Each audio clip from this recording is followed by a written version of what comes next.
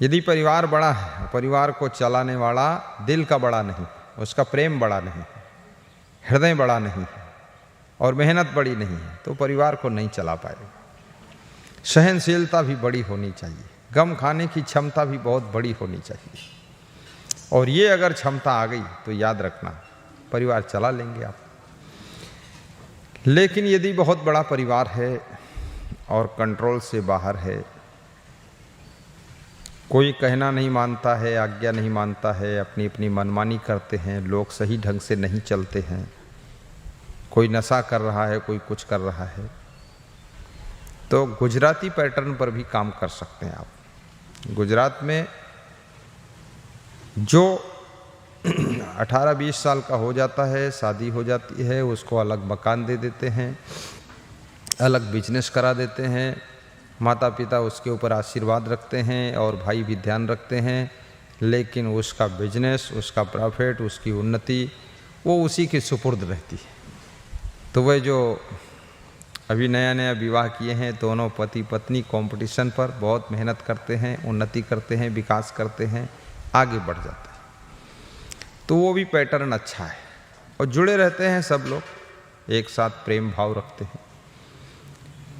लेकिन परिवार का संगठन जितने दिन अधिक से अधिक हो सके उसको चलाना चाहिए और परिवार को संभाल के रखना चाहिए, क्योंकि परिवार कहने का तात्पर्य ये है कि जो आपस में टकराव होता है, तो जिनका स्वभाव ठीक नहीं है, जिनकी आदतें ठीक नहीं हैं, जिनके कार्य ठीक नहीं हैं, वो अगर परिवार में 4 लोग हैं तो भी टकराते हैं। बाप बेटे से लड़ता है, बेटा बाप से उलझता है,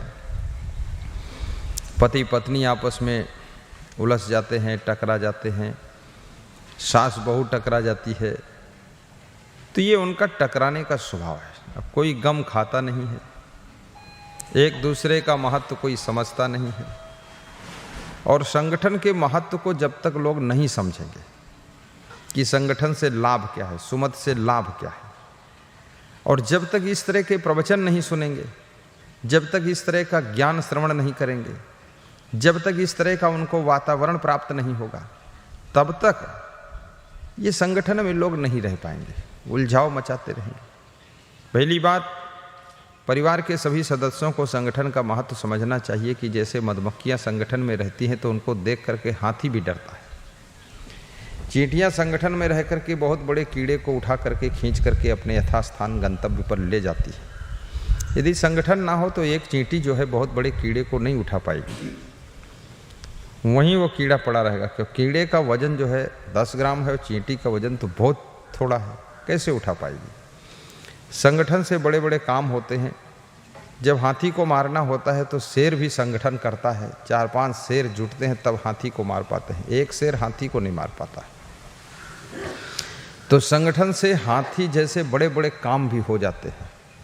भगवान श्री राम ने संगठन, रीछ भालू बानरों का संगठन बनाया था, अपने संगठन में विभीषण को जोड़ा, संगठन में सुग्रीव हैं, अंगद हैं, नल नील हैं, गौगवाक्ष हैं, और उनके संगठन में हनुमान जी हैं, और अपने भाई लक्ष्मण को भी संगठन में रखा, और घर में कोई डिस्टर्ब ना हो इसके लिए 14 वर्ष का वनवास भी स्वीकार कर लिया। फिर भी अपने भाई भरत को जोड़ कर रखा, संगठन में रखा, शत्रुघ्न को भी जोड़ कर रखा। बहुत सी गलतियां भी लोगों से हो जाती हैं, संगठन को बनाए रखने के लिए क्षमा भी करना पड़ता है, सहनशीलता भी रखनी पड़ती है। यदि आप में सहनशीलता है, क्षमा करने की शक्ति है और अपनी गलती के लिए क्षमा मांगने की शक्ति है, परिवार का हर सदस्य इन भाव में ही रहता है, तो संगठन आसानी से चलता रहता है और परिवार में एकता बनी रहती है, सुमत बनी रहती है, परिवार की बहुत उन्नति होती है, विकास होता है।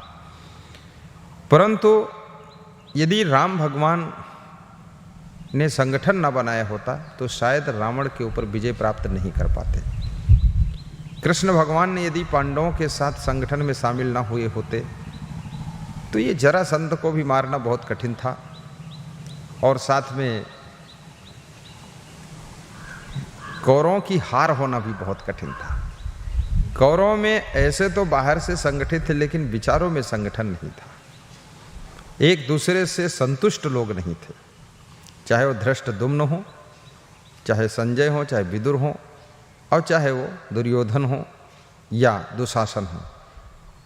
एक दूसरे के विचारों से, एक दूसरे के कार्यों से संतुष्ट नहीं रहते थे, परंतु बाहर से संगठित रहते थे, एक साथ काम कर लेते थे, इसलिए उनकी हार हुई थी। पांडव जो थे एक दूसरे के विचारों से भी संतुष्ट रहते थे और एक दूसरे के कार्यों से संतुष्ट रहते थे और युधिष्ठिर के डायरेक्शन में काम करते थे और अर्जुन की बात भी सब मानते थे। उचित बात यदि कोई भाई कहता है तो उस बात का सब लोग आदर करते थे। संगठन के अंतर्गत परिवार में जितने सदस्य हैं उनमें से यदि कोई भी उचित बात करता है तो उसकी बात का आदर होना चाहिए, उसकी बात को सुनना चाहिए, उसकी बात पर विचार करना चाहिए और किसी व्यक्ति को अपनी बात की जिद नहीं करना चाहिए, मनमानी नहीं करना चाहिए कि नहीं मैं जो कह रहा हूँ यही ठीक, यही होना है। नहीं, उसके कई पहलू होते हैं, अनेक एंगल होते हैं, अनेक पहलुओं से उसको जब देखा जाता है तो आपकी कही हुई बात उतनी फिट नहीं गिर रही है, इसलिए उस बात को मानना मुश्किल हो रहा है। परंतु इतना जरूर है कि आप जो बात कर रहे हैं उस बात का भी महत्व है, पर जिद मत कीजिए, हठ मत कीजिए। जिस संगठन में, जिस परिवार में जिद्दी है, हठी है, क्रोधी बहुत है, वो परिवार का संगठन टूट जाता है। सरलता होनी चाहिए, नम्रता होनी चाहिए, एक दूसरे का अदब लिहाजा होना चाहिए और सबको लेकर चलने की कामना सबके अंदर होनी चाहिए। क्योंकि एक गाड़ी है, गाड़ी में कितना संगठन है, रबड़ का टायर भी संगठित है, सीटें हैं, शीशा है, खिड़की है, गेट है और इंजन है, इंजन के अंदर तमाम पुर्जे हैं, सब संगठित होकर के वो गाड़ी तैयार होती है और फिर वो गाड़ी रोड पर भागती है 100 किलोमीटर की रेस में। 8 लोगों को बिठाकर, 50 लोगों को बिठाकर बस चलती है और ट्रेन जो है उसमें तो हजारों लोग बैठकर यात्रा करते हैं। एरोप्लेन है, उसमें भी 100, 200, 1000, 500 लोग बैठकर उड़ते हैं। लेकिन कई तरह के पुर्जे, कई तरह के सिस्टम उसमें संगठित हैं। और फिर एरोप्लेन की उड़ान में भी कितना बड़ा संगठन है, हवाई अड्डा है, कितने कर्मचारी लगे हुए हैं, कोई सफाई कर रहा है, कोई चेकिंग कर रहा है, कहीं पुलिस खड़ी हुई है, कहीं जांच चल रही है, कहीं टिकट मिल रहा है, कहीं तो बोर्डिंग पास बनाया जा रहा है, कहीं वजन तौला जा रहा है, कोई बैग बांध रहा है और फिर हवाई जहाज़ पर पहुंचो, वहाँ फिर चेकिंग, टिकट चेकिंग, फिर अंदर पहुंचो, फिर चेकिंग और फिर जब बैठो वहाँ तो सब साफ सुथरा मिलता, फिर कोई पानी पिला रहा है।